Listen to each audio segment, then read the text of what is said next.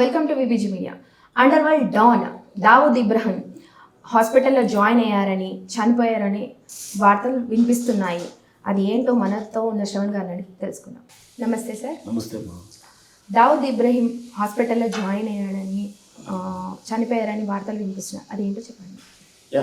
Under world king, underworld don, D company పేరు మీద మన దేశంలో ఎంత అరాచకం చేశాడో మనందరికీ తెలిసింది. మన దేశం మీద, మన భారత మాత హృదయం మీద ఈ బాంబుల దాడి 1991 ఆ ప్రాంతంలో చేసినటువంటి వరుస బాంబుల దాడిలో ప్రధాన నిందితుడు దావూద్ ఇబ్రహీం.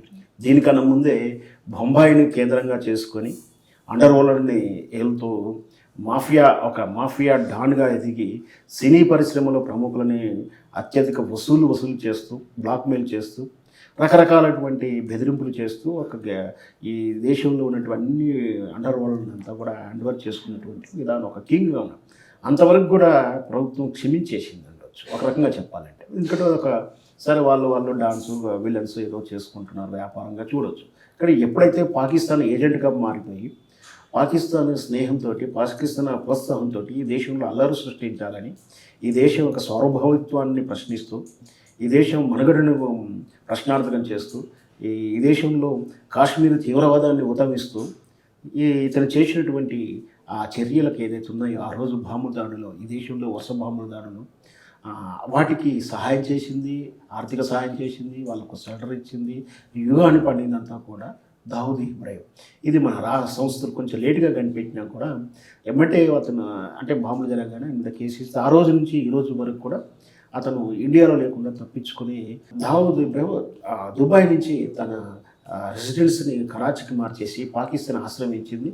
చాలా సందర్భంలో మన దేశం తరఫున అంతర్జాతీయ వేదికల మీద కూడా పాకిస్తాన్లో దావూద్ ఇబ్రహీం ఉన్నాడు, వాళ్ళకి షెల్టర్ ఇస్తుంది, దీన్ని ఎండార్స్ చేసినా కూడా పాకిస్తాన్ ఎప్పటికప్పుడు దాన్ని కొట్టిపడేస్తూ ఆధార్లతో సహా ఇచ్చింది, ఇంటి నెంబర్లతో సహా ఇచ్చింది. పలానా ప్రాంతంలో దాంట్లో దావూద్ ఇబ్రహీం ఉండని చాలా మన రాష్ట్ర సంస్థలు, మన ఏజెన్సీలు చెప్పినా కూడా పాకిస్తాన్ దాన్ని కొట్టివేసుకుంటూ వస్తుంది. అయితే ఇప్పుడు అతని మీద విషప్రయోగం జరిగినట్టు, నమ్మిన కుటుంబ సభ్యులే అన్నంలో విష పదార్థాలు కలిపారని తెలిసి లాహోర్లో ఇమీడియట్లీ ఆయన హాస్పిటల్లో జాయిన్ చేయడం జరిగింది. 2 రోజుల క్రితం. 2 రోజుల నుంచి ట్రీట్మెంట్ తీసుకుంటున్నారు. అయితే నిన్నటి మధ్యాహ్నం నుంచి కూడా దావూద్ ఇబ్రహీం చనిపోయాడు ఆ విషప్రయోగం వల్ల అని కూడా వార్త వస్తున్నప్పటికీ అఫీషియల్గా అయితే ఎవరు డిక్లేర్ చేస్తలేరు, ఖండించట్లేరు. బహుశా చనిపోయాడా చనిపోలేదు, చనిపోతే మాత్రం బహుశా ఇండియన్ ఏజెన్సీకి ఈజీగానే తెలుస్తుంది. బహుశా అలా అఫీషియల్గా అలాంటి వార్త కూడా మనం వింటలేవు. కాకపోతే సోషల్ మీడియాలోనే చనిపోయిన వార్త వింటున్నాం. ఇండియన్ మెయిన్ స్ట్రీమ్లో ఎక్కడ కూడా దావూద్ ఇబ్రహీం చనిపోయినట్టుగా చెప్పట్లేదు. దావూద్ ఇబ్రహీం చనిపోకపోవచ్చు నాకు తెలిసినంత వరకు. ఎందుకంటే అలాంటిదైనా ఉంటే ఇమ్మీడియట్లీ ఇండియన్ ప్రభుత్వం చూస్తుంది, వార్తలు వస్తుంటాయి. కాకపోతే విషప్రయోగం జరిగిన మాట మాత్రం వాస్తవంగా తెలుస్తుంది. సో అది కూడా తన కుటుంబ సభ్యులను నమ్మిన వాళ్ళ ద్వారానే జరిగింది.